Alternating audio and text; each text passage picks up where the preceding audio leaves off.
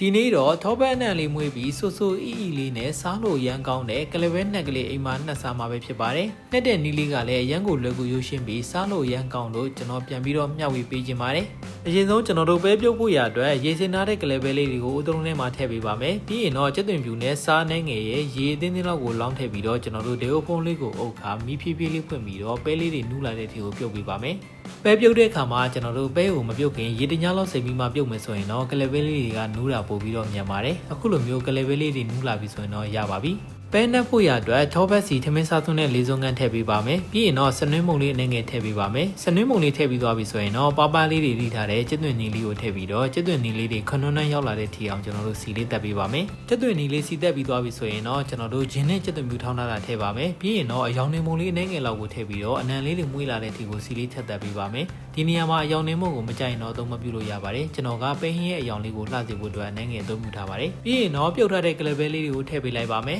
ကလပဲလေးတွေထည့်ပြီးသွားပြီဆိုရင်တော့အရသာအတွက်စားထည့်ပါမယ်စားထည့်ပြီးသွားရင်တော့အသီးရွက်မုံလေးထည့်ပေးပါမယ်ပြီးရင်တော့အားလုံးနှက်ဆက်သွားအောင်မှွေပြီးတော့ကလပဲလေးတွေစီပေါက်လာတဲ့ထီကိုကျွန်တော်တို့ဆက်ပြီးတော့နှက်သွားပေးလိုက်ပါ